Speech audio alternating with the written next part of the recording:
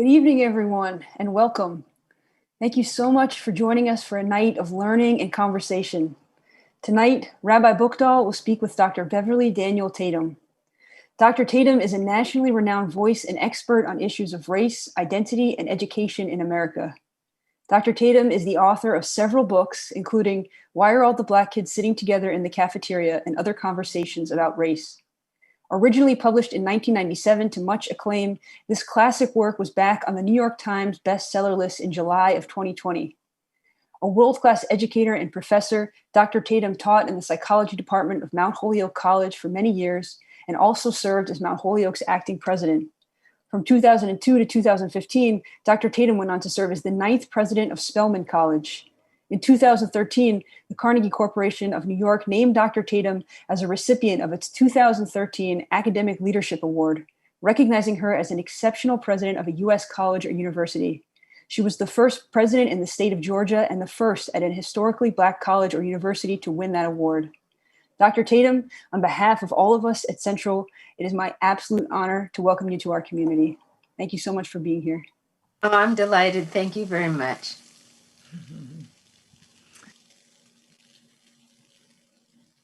I'll join in and just say that we are truly honored to have you and to learn from you. I think when we had the chance to meet before this conversation, we talked about the fact that we are really on a journey of continuing this conversation about race that is certainly not starting tonight, but is going to be deepened with our learning with you tonight, and will continue beyond here. And to bring your particular perspective is such a gift. I think to get us all kind of invested and kind of engaged in the conversation, if you would open with a thought exercise for us to kind of help us enter into this space, would be great.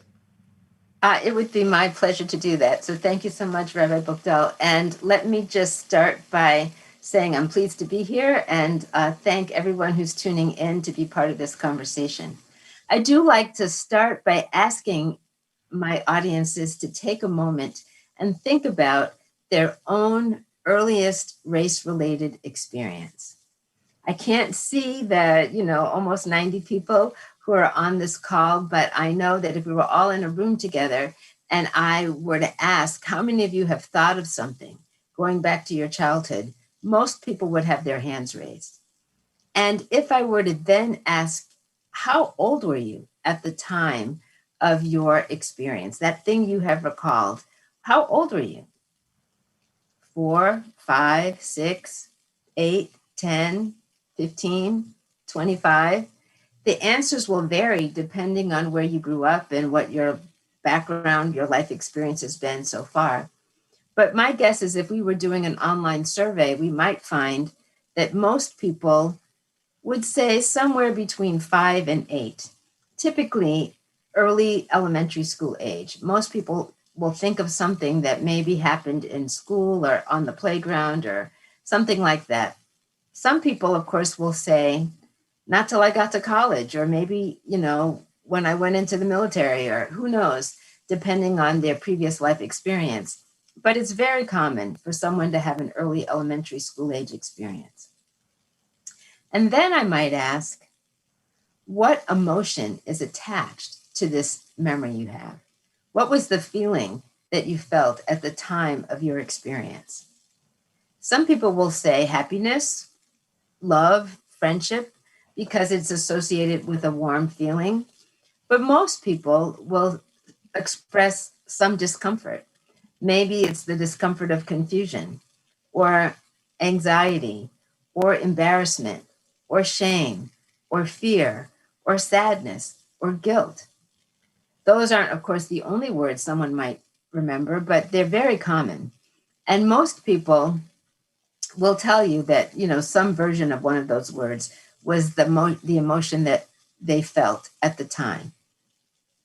I'd then like to ask, did you have a conversation with anyone about your experience? A parent, a teacher, some other concerned adult? If I could ask people for a show of hands, which of course I can't see, but if I could, I would ask people to raise their hands if they did have such a conversation. There are always some people who will say they did. but most people will say they did not. And I think that's really interesting, particularly if you're one of those people who has, let's say, a 6-year-old memory, something that happened when you were 6, and it caused some discomfort. And here, decades later, you still can remember it. And yet you didn't talk to anyone about it at the time that it occurred. What's interesting to me about that, as a psychologist who has studied child development and has a lot of experience with children, including my own, I know 6-year-olds and 7-year-olds and 5-year-olds are pretty chatty. You know, they tend to blurt out stuff. And so if we have a substantial portion of the audience who has an early memory and didn't talk about it, it does beg the question, why not? If we were all together in the same room, I would be asking that question. And some people might say, well, maybe it was because it was the parent or the teacher who said the thing or caused the confusion. Maybe there wasn't the person to ask because the person I would ordinarily ask was the person who did or said the thing that was upsetting. But even if that's not the case, for a lot of people, the answer really is, I just knew I wasn't supposed to. The adults in the environment somehow had communicated to me that I wasn't supposed to talk about this, that this was a topic that made these kinds of experiences, these kinds of issues, made adults uncomfortable. And because they were uncomfortable, it was better not to bring it up, or I might get in trouble for bringing it up.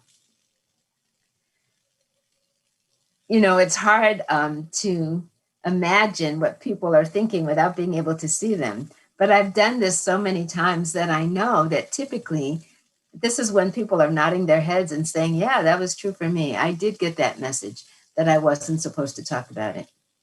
I like to start any conversation I'm having about race or racism with an audience like we are this evening with just this thought experiment, because it signals, I think, to all of us, we all have some experience with the topic. Almost everyone will have remembered something. So even if you think this topic hasn't impacted you or it's not connected to your life experience, the truth is you just might not be remembering what the ways in which it has connected, because most people do remember something. And we all, I think, find it hard sometimes to talk about it. It is what we might call a toxic subject in our society. So here we are going to have a conversation about it. So it makes sense for us to just put on the table that it causes discomfort sometimes for many people. But you can't solve a problem without talking about it. So I'm delighted to be part of this conversation, and I appreciate the invitation to do so. We are really excited to have it with you. And I'm certainly nodding along as I think about some of my earliest memories. So I think it's really intriguing. I want to actually first begin by thanking Rabbi Hilly Haber, not only for introducing you, but actually introducing you in the big way to our community by saying to me, we really should bring Dr. Tatum to Central, and what an amazing opportunity it is for us. And she really did so much of almost all of the legwork with a team from Adult Engagement to bring you, and I'm so grateful for that.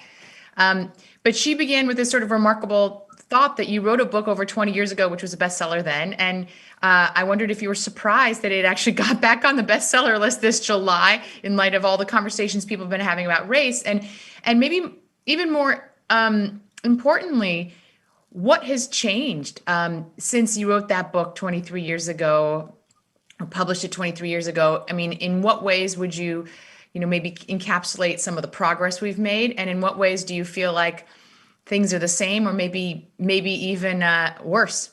Yeah, well, so let me just put this a little bit in context. So when I wrote the book way back when, in the 90s, late 90s, I was working on it in 1996. It was published in 1997. At that time, I was a professor in psychology at Mount Holyoke and working with students and also doing lots of workshops with educators, K through 12 educators, principals, school superintendents. And it was because I was having those workshops with a lot of the same questions being asked over and over again that I decided I should write the book. So I really wrote it in that moment to share what I had learned, not just about what racism is, but how it impacts how young people think about themselves. And also, from the point of view of racial identity, and then also how we can break the silence about these issues to really problem solve. What can we do about racism? So fast forward to 2015, I was stepping down from my role at Spelman, having been president there for 13 years, getting ready to retire from that role, and thinking that I would like to return to my writing as my next project. And the publisher asked me to update this book, this Why Are All the Black Kids Sitting Together in the Cafeteria book. And so I did that for the 2017 release, which turns out to be the 20th anniversary of the original publication. So in working on that new version, I thought a lot about what was different. And in thinking about what was different, I wanted to have a prologue. My publisher, turned out the prologue was about 70 pages long. And the publisher said, prologues are usually kind of short, Beverly. But I had a lot to say because, in fact, there were a lot of things that had changed. And I often refer to the things that had changed as the 4 Ps. The first P being population.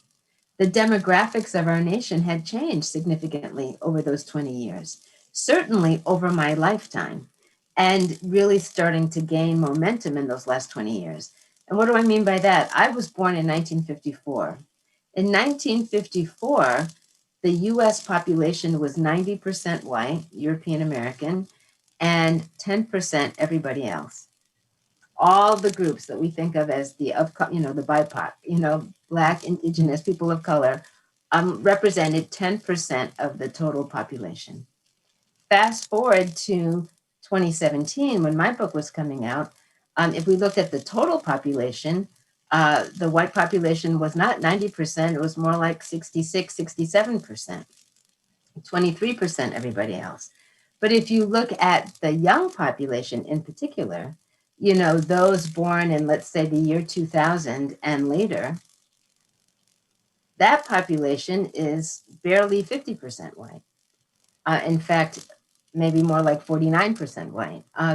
And so the shift in the demographics has been quite dramatic over, as I said, over my lifetime.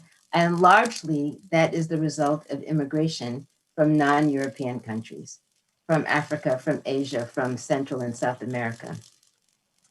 And also, of course, birth rates, but mostly the result of immigration. And so that's one change. The second P I talked about was politics. And in particular, the impact of political leadership. So during that 20-year period, we've had 4 presidents.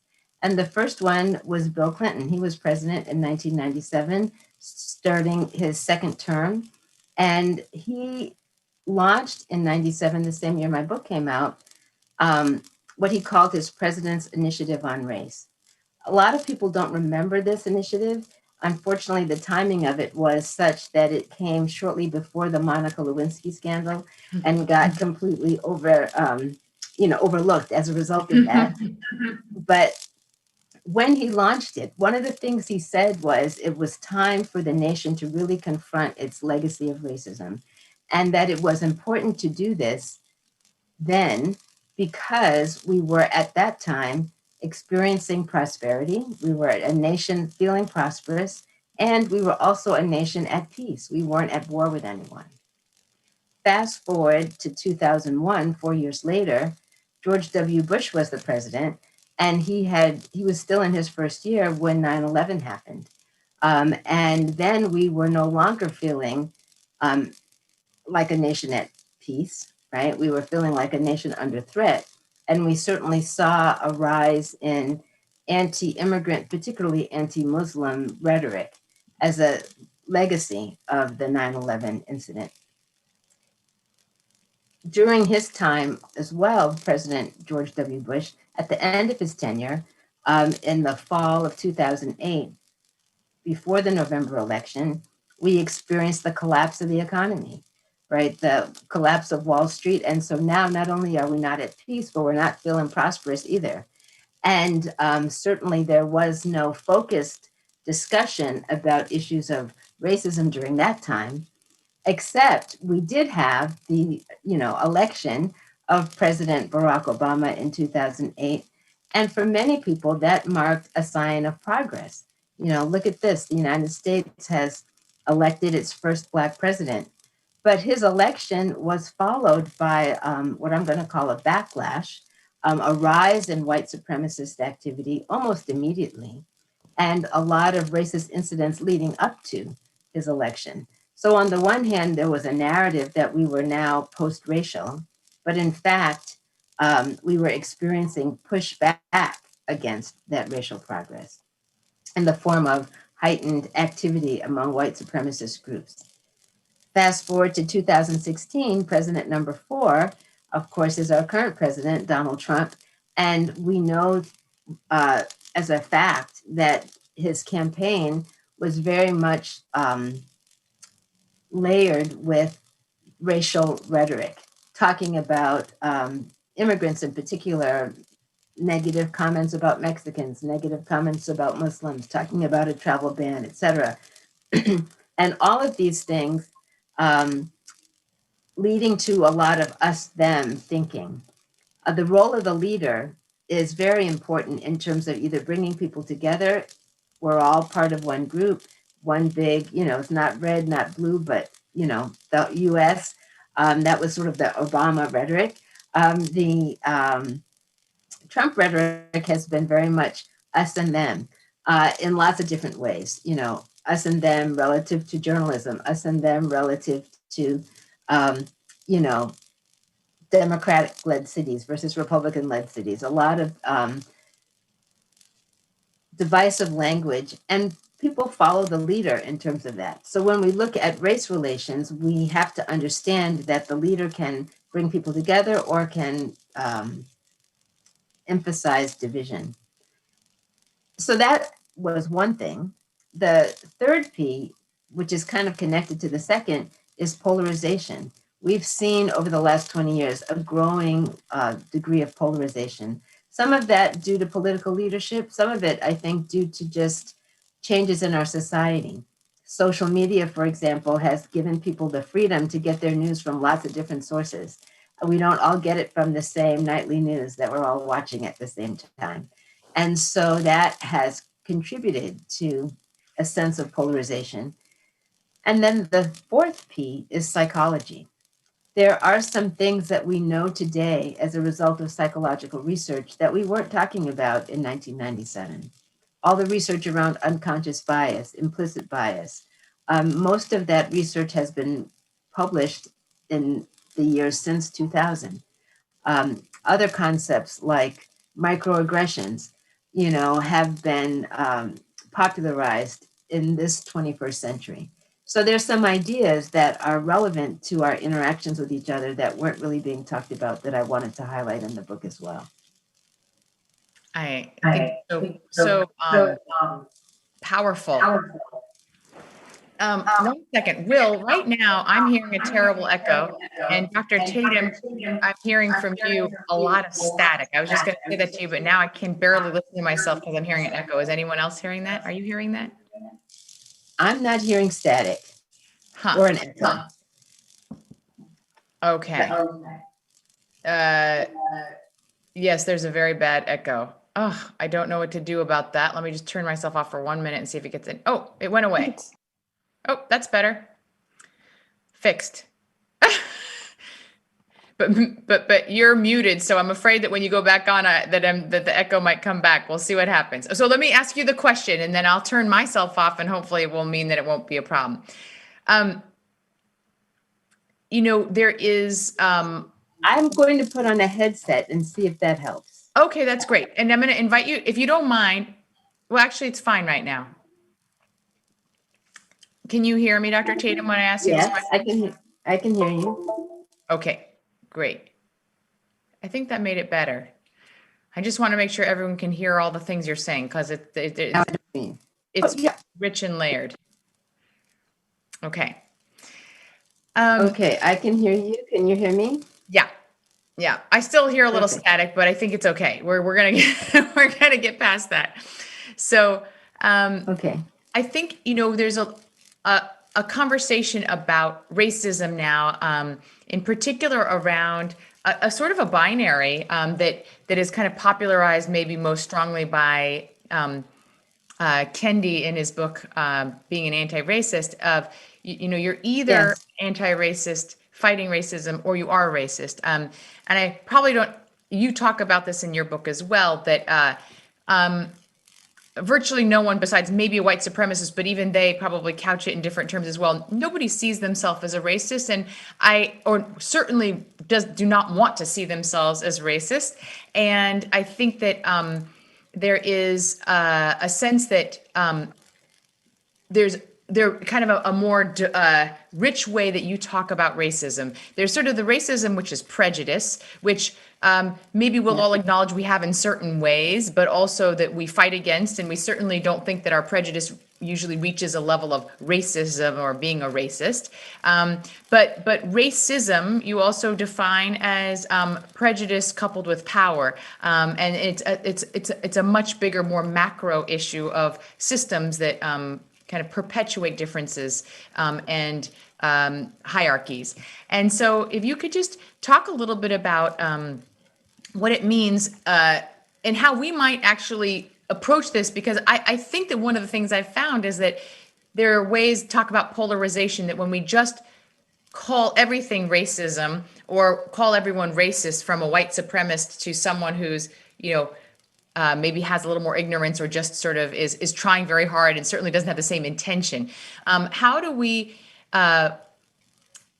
productively move through some of those definitions and help people recognize both what they need to recognize, maybe without lumping all of it together in one place, so that people can kind of also have some gradation of understanding that, and not just resist that term, but really try to grapple with it. And in particular, to grapple with the ways that we participate in racism writ large with the power. Sure. So the first thing I like to say is that my favorite definition, which is also in the book, of racism is racism as a system of advantage, right? But let's talk about the prejudice part first, because when when one person says to another, "You're racist," what they usually mean is that you are actively engaged in some behavior or some expressing some attitudes which indicate deeply held racist assumptions and ideas. And most people consider that to be nobody wants to be described as a racist, as you said. When someone says that, people feel, as has been reported to me, I once asked a teacher, how would she feel if a student said she was racist? And she said, I would feel like I've been punched in the stomach, that it's really hurtful and personally wounding to be labeled in that way. But I think part of what we have to understand is that racism is so deeply embedded in our society, not just in terms of individual attitudes and assumptions that people might make, but in terms of the policies and practices that our institutions are built on. The way our financial system works, the way education and employment opportunities are distributed, the way the criminal justice system operates, the way, the reasons our neighborhoods are populated the way they are and have been historically. All of that has to do with power and policy, right? And so the idea that you have to be deeply personally prejudiced to participate in racism is actually erroneous. I like to describe it as being like racism in our society is being kind of like a moving walkway. Let me talk about the moving walkway for a moment, because I think that it might help. When we think about this moving walkway, imagine you're at the airport and you step onto that moving walkway that takes you from Terminal A to Terminal B, that's the Atlanta airport anyway, you are being carried along.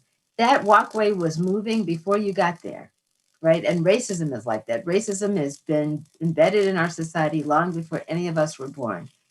But when we got there, we step onto that walkway and we are carried along because those policies, those practices, those procedures are in place, and the attitudes that support them are part of the air we breathe. I talk about that air as being like smog. Nobody wants to breathe smog, but we all do because it's the only air available. So we are breathing the smog and we're standing on that moving walkway and we're being carried along. There are people who step onto that moving walkway and walk fast. They want to get where it's going and they want to get there quickly. And we might think of those folks as actively racist. They are actively embracing the destination. They are actively embracing the assumptions that are fueling the racism in our society.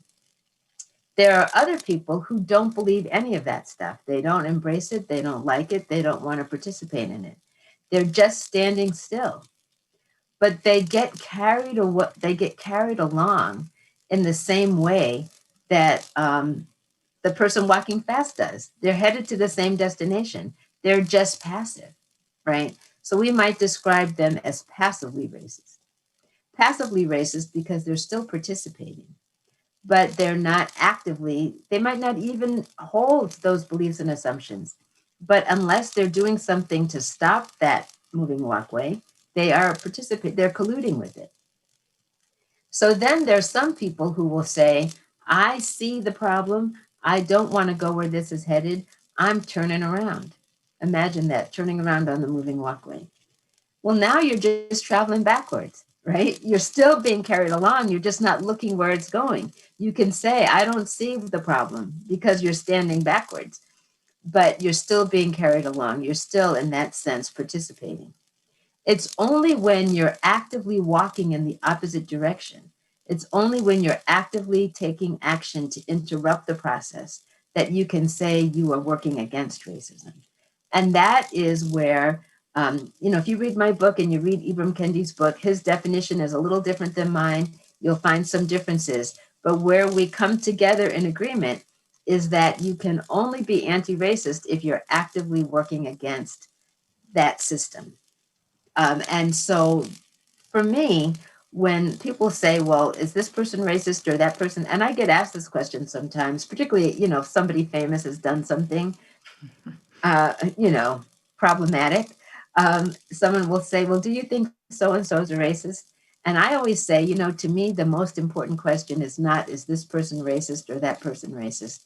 The most important question is, are they actively working against racism? And that's the question. That's the question we want to be able to say yes to.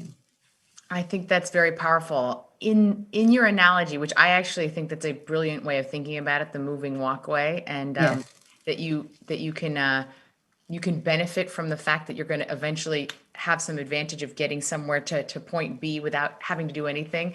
But if I can carry that analogy a little bit in terms of a community that might feel threatened, no one wants to feel like they're going backwards, right? And you said that the person who has to fight it has to go backwards. And I think that there is a certain way that some people feel like, well, but the system's kind of working for me. So, and a question that I would ask is that, like, there's, I would argue that as people of faith and as Jews, you have to fight racism because it's the right thing to do. And because just in the same way that we know that anti-Semitism hurts our community and we know what that feels like, we can't expect to fight anti-Semitism on our own, and we need partners in that. And we would hope that good people would come and be with us in that fight, that we also have to be in this fight against racism.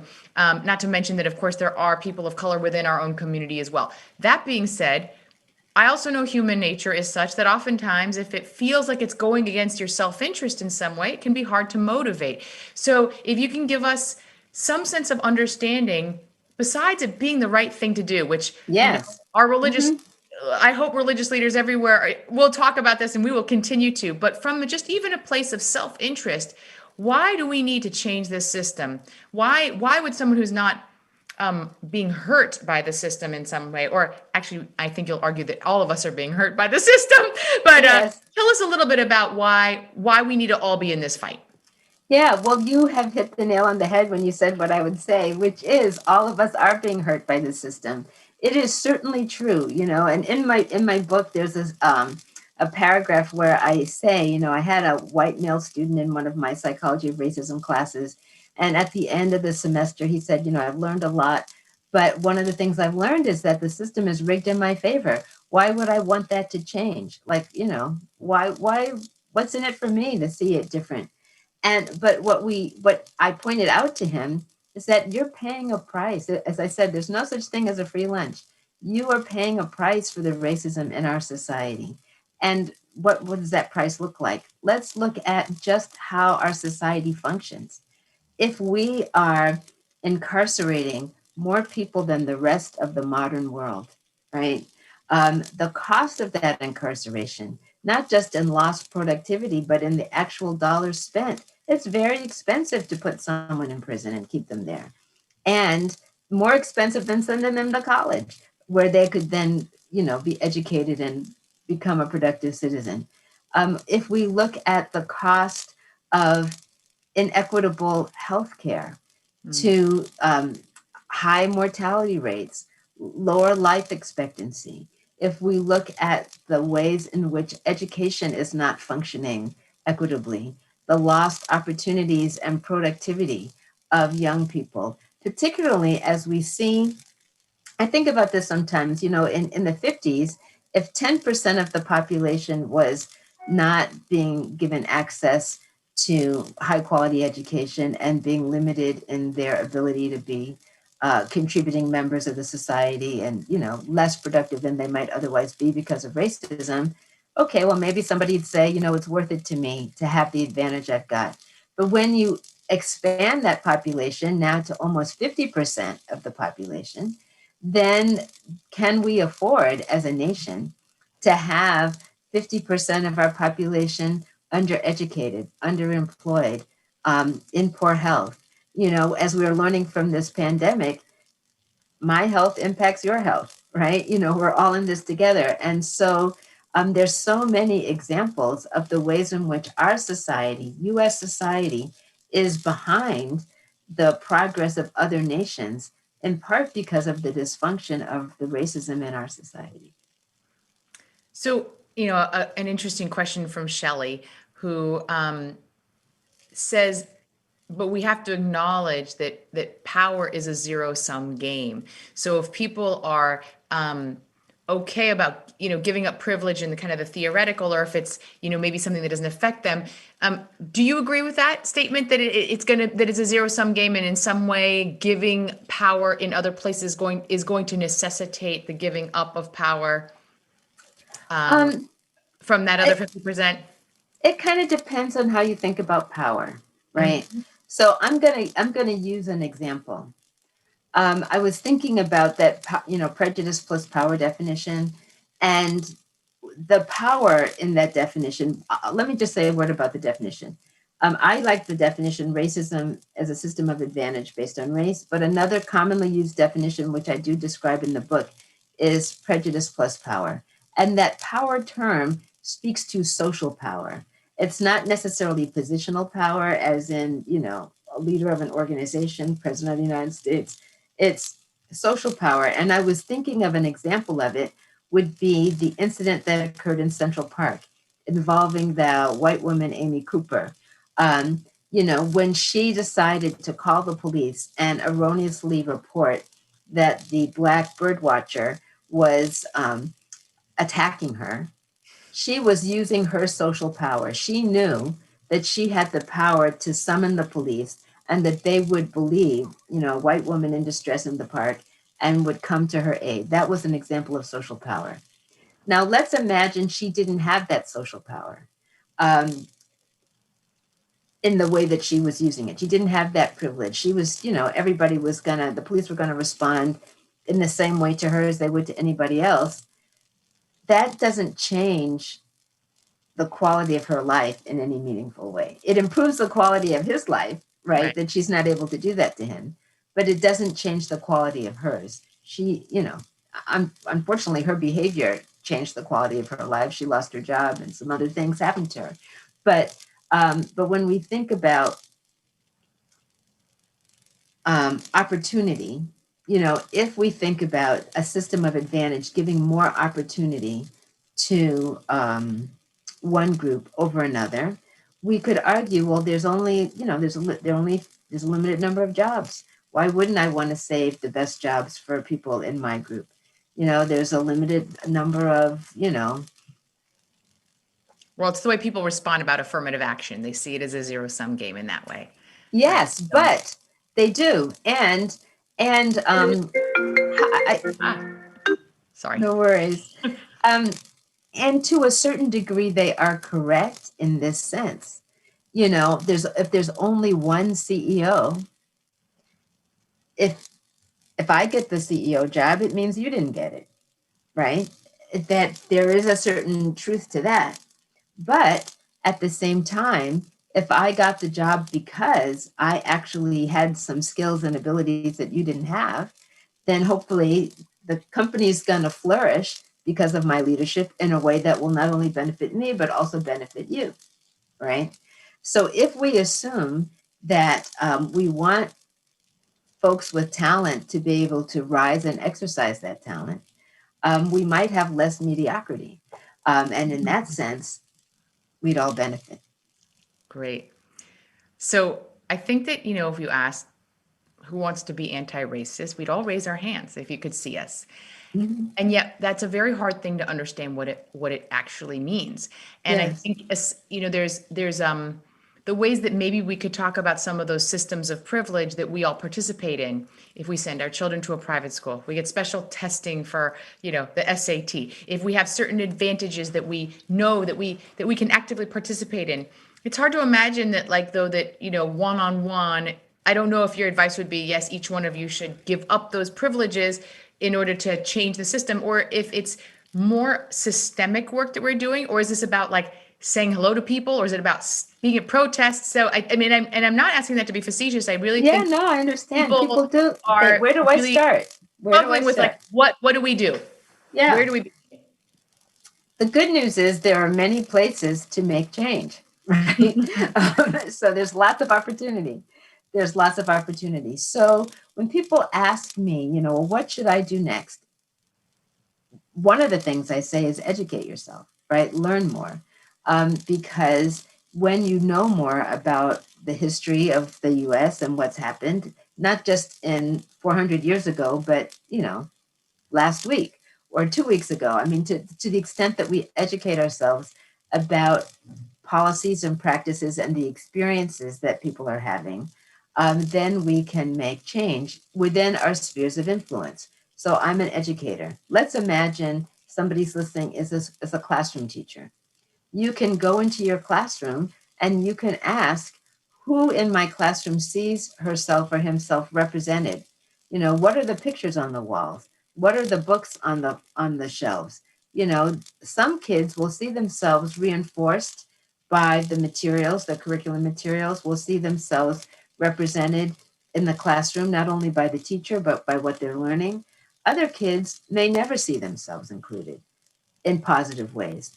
And that is going to have a detrimental effect on their sense of self and belongingness in the classroom. So that sounds simple, but it's an important thing.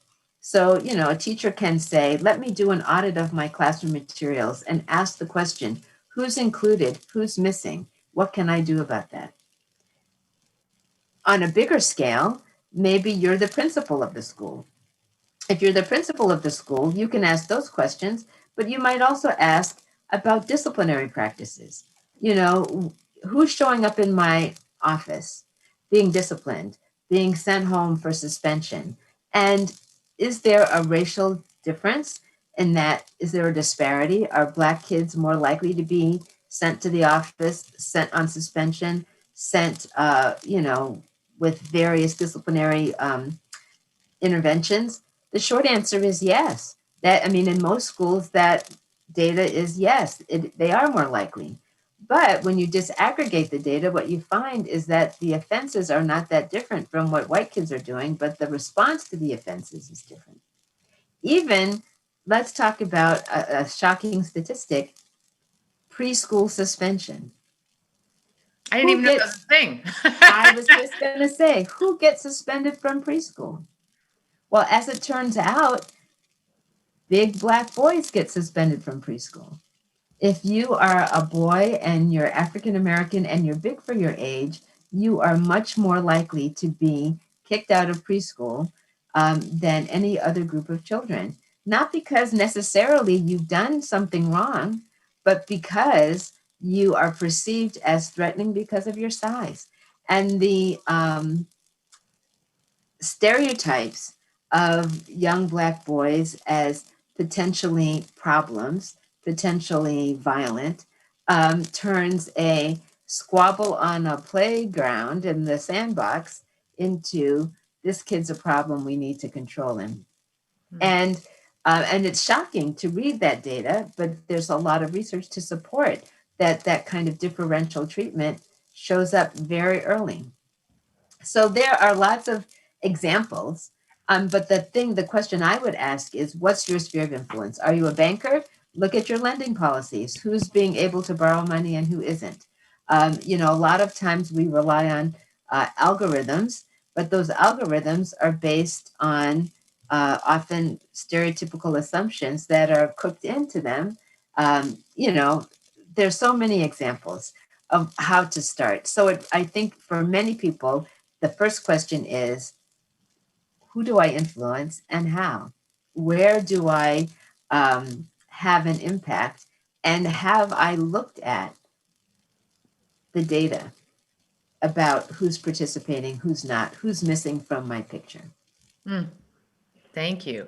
I want to make sure we get to some questions that people might be asking from Zoom, and I already have a couple here. And if anyone else out there wants to put one in, I invite you to do so, and Hilly will try to send a few my way so that I don't have to sort through them while I'm listening and I know she somehow can multitask better. But here's one from Sophie.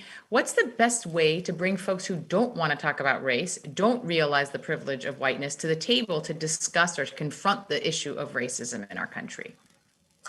Well, sometimes this question comes from family members, right? Maybe I want to have a conversation with a family member who's not receptive. Maybe we're all having dinner together and, I'm reading a book and I'd like my family member to read the book, and the family member's like, fake news, I'm not interested, whatever it might be. It's hard sometimes to bring people along who don't want to be brought along. But there is a strategy which I like to tell people about, and I call it the 3 Fs. F, F, F. And what the 3 Fs stand for is felt, found, and feel. So it goes something like this. Imagine you're sitting at the dinner table with that family member or a colleague, that person you're trying to get engaged. And you might say, there was a time when I felt that way. I felt like this didn't have anything to do with me. This was not an important topic. I wasn't interested. But then I found out how much of my life was being diminished by racism in our society, and how hurtful it was to other people, and how problematic it is for all of us. And so I now feel that I have to do what I can to educate myself so I might be able to be part of the solution rather than being part of the problem. Felt, found, feel. That's very helpful. Not Yes. just talking about this, but lots of complicated and hard conversations. Yes, So yes. thank you. And let me just say a word about why it works. Because you'll notice when I say those things, I felt this way, then I found this out, I now feel this way. You're never accusing the other person of anything. You're not saying you did this, you're wrong, you're this, you're that. It's all about, I've been on this journey. Here's what I felt, then I found this out, now I feel. And that person may follow along that narrative with you in a way that at least opens them up a little bit. I just have to note that I'm just so grateful. First of all, it's so clear that you're an educator, like just in the way you approach everything, and you're teaching us so beautifully. But also, I just so appreciate the ability to have such a hard and complicated conversation in a way that you are masterful at, like, not in any way mincing words, but being able to do this in a way that it just diffuses, I think, some of the ways that this conversation can become so impossible for people to have. So both in what you teach and also the way you teach it is really Well, a model thank for you. all of us in having these kinds of conversations. Thank you for that. I think there are a couple, really important questions here. One is just sort of in terms of helping do some of the repair. What is your feeling on reparations? Well, I think that And what could there's, that look like? Yeah. yeah, I think this is a big question, and I don't have a good answer in the sense that, do I think reparations is deserved? I do. If we look at the long history of not just individual behavior, but federally sanctioned governmental, and not just slavery. I mean, there's certainly the free labor, right? And the impact of that labor on the wealth of the country. But then the continued discrimination in terms of Jim Crow and, segregated policies, not just in terms of employment, but housing, sponsored by the federal government. There's, so much information about all of that that's available to us. You can certainly make the case without question. That said, how would it be distributed? I have heard some people talk about investing in organizations like historically Black colleges, like providing scholarships, thinking about how that should happen. I am encouraged by the fact that more and more people are talking about reparations. I live in Atlanta, and there is a bank in our region, which is, it's a regional bank. It's mostly serving in the Southeast. But that bank, I'll tell you the name of the bank, which is Truist, Truist. Truist is the bank that came together as a merger of two banks, SunTrust, which is a Southern regional bank, and BB&T, also a Southern regional bank. They merged. And when they merged, which was, that merger was about a year ago, when they merged, the president of BB&T became the president of Truist, and the president of SunTrust became the COO. I'm mentioning this simply to say that this summer, they put out a statement acknowledging that those banks had their roots in the business of enslavement, and that the original capital that came into that banking system came as the result of, the enslavement of people, and that the bank had a history of being part of that Jim Crow discrimination, and they wanted to own up to that history. And they don't use the R word, they don't talk about reparations, but they do talk about the things that they are going to do to increase investment in African American communities to try to repair some of the damage that they participated in. And I thought that it was a public statement. It was discussed in the local paper. I thought it was very useful for a bank to say, we were a part of this. Some colleges and universities have said, we were a part of this. Georgetown University, as was reported in the New York Times, saved itself from bankruptcy by selling off some of the enslaved people it owned in the 1800s, and had to say, we have to own up to this. So I think that the conversation needs to continue. I don't, I know that there's a recent book out by an economist whose name is Sandy Darity, about reparations, which I have not yet read, but I'm eager to read it because I know it's a topic that he's been thinking about a long time, and I'd like to educate myself more about it. Mm. Well, I think reparations is you obviously can't go back and repair lost lives and all those things, and yet it's biblical for us also that we reparations are basically in our Torah, that Yes. the way that we have interpreted for all time, an eye for an eye, life for life, has been that you make reparations in some financial way. And then after the Holocaust, not only were there individual reparations to Holocaust survivors, but an investment in the state of Israel from Germany as a form of reparations. So Yes. certainly as a Jewish people have experienced and talked about this idea. It's not just a new idea, in case anyone was wondering, from my community. It's an ancient idea that that has been in our tradition as well. I mean, just speaking of that, I think I have a question here about how you might see that anti-Semitism or homophobic or anti-gay behavior is different than racism. I don't know that it is. I mean, I think what I mean by that is, any ism can kill you, right? And so if we think about isms as a category, by isms I mean racism, heterosexism, anti-Semitism, ableism, these ageism, these isms basically dehumanize people. And anytime someone is being dehumanized, you make them vulnerable to violence. You make them vulnerable to lethal discrimination. So, I don't think we have to get into oppression Olympics in the sense that, and I say this in my book, any one of these isms can kill you. They're all bad. The focus on racism is the focus of my writing, but it's not because it's the only ism. And they intersect, as we know.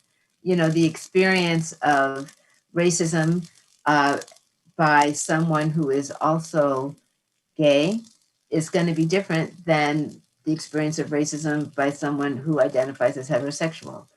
Someone who is someone who is vulnerable to racism because of their racial group membership and also is Jewish.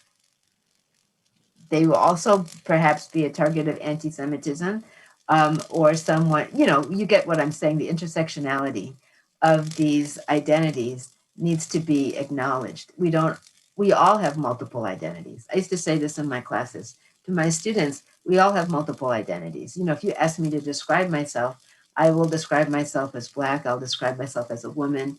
I'm probably less likely to say I'm able-bodied, though I am, right? Right. We tend to lift up those identities that we feel around which we have focused our attention because of our social context. But we all have multiple identities, and some of those are dominant identities. As a heterosexual, that's a dominant identity that I have. But some of them are targeted identities. And we usually pay more attention to the targeted identity than our dominant identities. That is so true. There are a number of questions that I'm going to try to see if I can, because they're all in relationship with, it's all about relationships. And in terms of kind of, one is just sort of like hopelessly not willing to face racism, in-laws, or a friend who's not willing to engage. Is it ethical to remain in relationship and in friendship with someone that you think is holding these views that you find really abhorrent? I guess in the case of in-laws, you probably can't just decide you're not going to have them as your in-laws anymore, so it's a little bit harder. But and then in terms of the other side of, like, if you're seeking out to build more relationships across this line of difference, because as we know, the Black kids still are sitting separately at the cafeteria, and in metaphorically for adults as well. How do we begin? What do we do about the problematic relationships, and how do we build the relationships we're also seeking? Yes, let's start with the ones we're seeking. Okay. So because in some ways that's the easier question, though not easy always. But for many people, the workplace is a place where they make friends with people whose backgrounds is different from their own, right? If we consider that neighborhoods are segregated and schools are segregated, It is often the workplace where we have the opportunity to engage with people whose background is different from ourselves. And so then the question is, how do we deepen those relationships?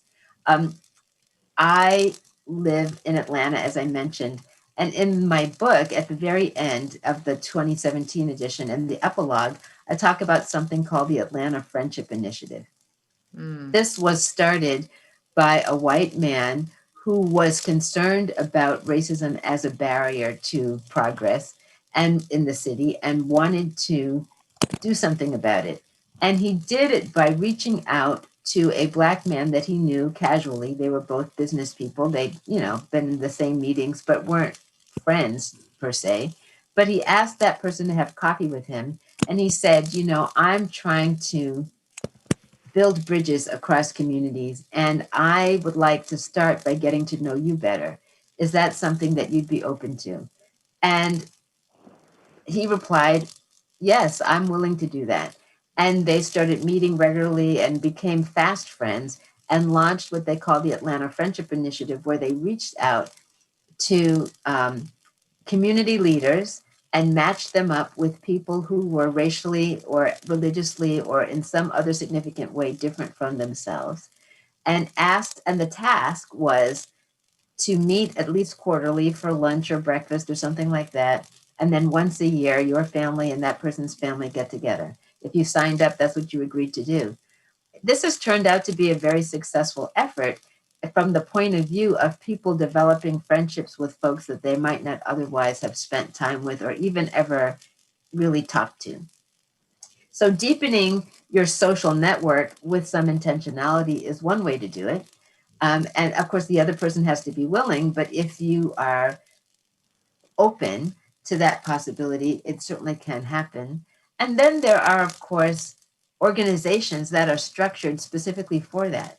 Book clubs that are social justice book clubs, or organizations that are really focused on building bridges. And so putting yourself in the space where you can volunteer for an organization that might have a diverse group of volunteers, as an example, finding common ground in that way.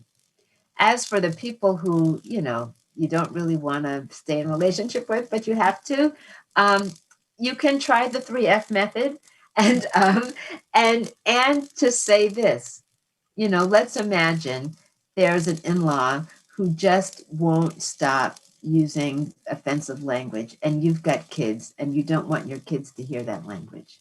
You can, say, I felt that way, I found out, now I feel.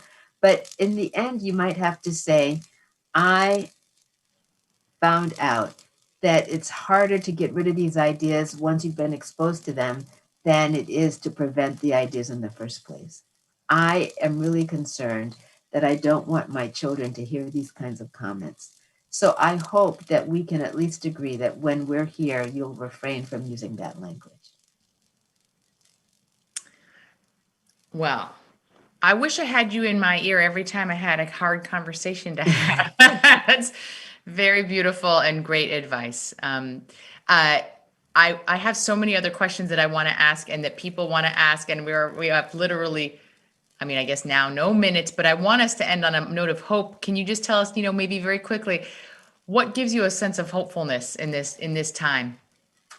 Well, let me just say, when I see long lines of people getting ready to vote, which you see in Georgia, sadly, on the one hand, you could say that's discouraging. Why are the lines so long? Is that voter suppression? But the fact that people are getting in line and staying in line and really exercising their democratic right to vote is encouraging to me. But I also remind myself of something that Brian Stevenson says, he's the head of the Equal Justice Initiative, wrote the book Just Mercy. He says, injustice prevails where hopelessness persists. I'm going to repeat that. Injustice prevails where hopelessness persists. So I think of being hopeful as a responsibility. That as I like to say, it's mandate even. Yes, it's a discipline. You get up every morning and you look for signs of hope. Maybe it's in a small story you hear on NPR. Maybe it's in something you read. Maybe it's in, a yard sign you see in somebody's yard. But there are signs all around us. We just have to look for them and lift them up when we find them. Wow, what a beautiful place to end, and something that each one of us can seek to do every day. And to think of that in terms of helping fight injustice, not just making ourselves feel better, but literally being a tool for fighting injustice is a very powerful way to think about what hope means for us. And I find this conversation hopeful. I find it hopeful that we had, 100 people joining us from Central Yes. To be engaged in this conversation. I'm grateful to all of you for joining us. Thank you so much for coming. And to be continued. If you haven't read Dr. Tatum's book, I actually find it to be just as she was tonight. So intelligent, thoughtful, and with really practical ways of thinking about these really challenging questions. And there's a reason it was a bestseller then, and then it still came back and was a bestseller again, because it really is, in a way that I think speaks in a language that we can really take in some of the hard stuff. And that's the way I felt when I was reading it. So I encourage people to read it if they haven't. And then maybe get in a book club with people who are different than you and talk about it. So among the many things we can do. I want to thank Rabbi Hilly Haber again also, and the adult engagement team for setting up this powerful conversation. And Dr. Tatum, to you for not just for this talk, but really for the work that you have spent your life doing. And we hope to be in it with you.